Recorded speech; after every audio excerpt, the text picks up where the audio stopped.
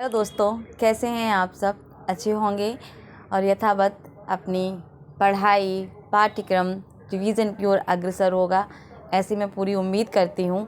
और साथ ही ये ईश्वर से प्रार्थना भी करती हूँ कि जितने भी कैंडिडेट्स अपनी अपनी मेहनत में लगे हुए हैं, ईश्वर सबको सफलता प्रदान करे। बात करूँगी एग्ज़ाम से संबंधित। कभी कभी क्या होता है कि हम विद्वान बनने के चक्कर में एक्स्ट्रा चीज़ें या कहूँ मैं ओवर थिंकिंग कर जाते हैं। ये ह्यूमन नेचर है कि थोड़ा सा जानना और फिर उसके अंदर और जानना। ये चीज़ खास कर मुझे लगता है जब हम किसी एग्ज़ाम में बैठने के लिए जा रहे हैं तो वहाँ पर ये बहुत महत्वपूर्ण बात है कि हमें उस समय अपनी विद्वता बिल्कुल भी नहीं दिखानी है। हमें ध्यान इस चीज़ का रखना है कि हमें एग्ज़ाम क्लियर करना है। एग्ज़ाम के लिए जो सिलेबस है हमें उसको पूरा पढ़ना है, उसको अच्छे से क्लियर करना है और इतने अच्छे से क्लियर करना है कि हमारा एग्ज़ाम क्वालिफाई हो जाए।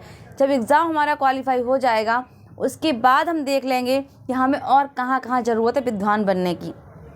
तो होता क्या है, कभी कभी यदि किसी ने हमसे कोई प्रश्न किया और हमें तुरंत उसका उत्तर नहीं आया तो हम इतने हीन भावना से भर जाते हैं कि अरे उसने पूछा और मुझे उत्तर नहीं आया। और वो सामने वाला भी कहता है ऐसी कैसी पढ़ाई कर रहे हो, क्या कर रहे हो, तुम्हें आता ही नहीं है, तुम्हें कुछ नहीं आता। वहाँ बिल्कुल भी परेशान होने की आवश्यकता नहीं है। आप यदि किसी एग्ज़ाम की तैयारी कर रहे हैं, क्योंकि एग्ज़ाम का जो पूरा पाठ्यक्रम होता है वो हमारे दिमाग में एकदम से नहीं घुस सकता। कहीं ना कहीं चीज़ों को हमें जैसे ही हम देखते हैं तो हमें वो चीज़ें याद आती हैं। यही हमारा हाल है जब एग्ज़ाम हॉल में होते हैं। यदि हमने पढ़ा है तो वो जैसे ही प्रश्न को हम पढ़ते हैं, यदि हमने पढ़ा है 2 से 3 बार तो तुरंत दिमाग में एकदम क्लिक होता है कि हाँ ये चीज़ इस तरह हो सकती है। सबसे बड़ी बात कि उत्तर एकदम से ना आना, इसका मतलब ये नहीं है कि आपने पढ़ा नहीं है, आप विद्वान नहीं है, आपको पता नहीं है। होता है कभी कभी। दूसरी बात ये कि किसी परीक्षा में पास होने के लिए मुझे ये लगता है कि परीक्षा में पास होने के लिए आपका पाठ्यक्रम पेपर तक कम से कम 3 से 4 बार आपका रिवीजन हो जाना चाहिए। यदि इतना हो जाएगा तो जैसे ही आप प्रश्नों को देखेंगे, आप उनके उत्तर आपके दिमाग में तुरंत आ जाएंगे कि हमने ये चीज़ कहीं पढ़ी है और इसका उत्तर इस तरह से हो सकता है। चीज़ें जरूर दिमाग में क्लिक होती हैं, ये सच है। जब तक आपका अच्छे से अभ्यास और रिवीजन नहीं होगा तब तक आप में क्या होगी, दिक्कतें आएंगी कि डाउट वाले प्रश्न रहेंगे, डाउट रहेगा कि ये कैसे हो सकता है, ये कैसे हो सकता है। तो इसके लिए एक ही सबसे अच्छा रास्ता है कि आपको विद्वान बनने की बजाय जितना सिलेबस है एग्ज़ाम की दृष्टि से उतना हमें अच्छे से पढ़ना है, अच्छे से उसका रिवीजन करना है। और दूसरी बात ये कि विद्वान बनने के चक्कर में अपनी क्षमता को बिल्कुल भी कम मत आंकिए।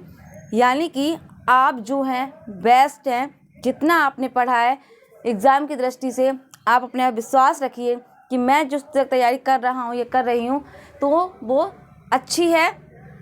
किसी के बहकावे में नहीं आना, किसी की बातों में नहीं आना। तो इस तरह से अपने आप को विद्वान अभी बिल्कुल कहीं नहीं दिखाना है। हमें सिर्फ एग्ज़ाम की दृष्टि तैयारी करनी है और उस पर ही फोकस करना है। तो उसके लिए जब हम अच्छे से अभ्यास कर लेंगे, प्रैक्टिस कर लेंगे तो हमारे एग्ज़ाम में प्रश्न बहुत अच्छे से बन जाएंगे। मुझे लगता है कि वहाँ दिक्कत होगी ही नहीं, क्योंकि जब तक चीज़ें हमने पढ़ी नहीं होती, अच्छे से उसका रिवीजन नहीं किया होता है तो वहाँ दिक्कत होती समझने में भी और उत्तर करने में भी। तो जब अच्छे से पढ़ लेंगे, सब कुछ हो जाएगा तो हमें वहाँ दिक्कत होगी ही नहीं। तो एक सकारात्मक नज़रिया रखते हुए आप जो पढ़ रहे हैं उस पर विश्वास रखिएगा और अभ्यास ज़रूर करते रहिएगा। मैं छात्राओं के लिए यही कहूँगी कि आप भी अपनी अभ्यास को अच्छे से करिएगा, उनको और स्पीड बढ़ाइएगा, चीज़ों को आत्मविश्वास के साथ करिएगा कि हाँ हम जो कर रहे हैं वो बेस्ट है। तो यहाँ पर यही बात है, एक सीक्रेट मैं ये कहूँ कि सफलता ऐसे मिल सकती है आपको कि आप अपने लक्ष्य में अडिग रहिए और जो आप कर रहे हैं वो बेहतर है। कौन क्या कर रहा है इस पर हमें ध्यान नहीं देना है, कौन क्या कह रहा है हमें कोई मतलब नहीं होना चाहिए। हमें सिर्फ मतलब खुद से और अपनी किताबों से ही रखना है। इतना अपना लीजिए तो मुझे लगता है कि हम सभी को सफलता ज़रूर मिल सकती है। तो ये चीज़ें एनालाइज़ की और जो हमने 1-2 एग्ज़ामों में हम असफल हुए हैं उनसे पता चला कि अभ्यास करना बहुत ज़रूरी है। एग्ज़ाम तक सिलेबस का लगभग आप 2 से 3 बार तो पूरा रिवीजन कर ही डालिए, तो चीज़ें कहाँ बच के जाएंगी, आपके हाथ में आ ही जाएंगी।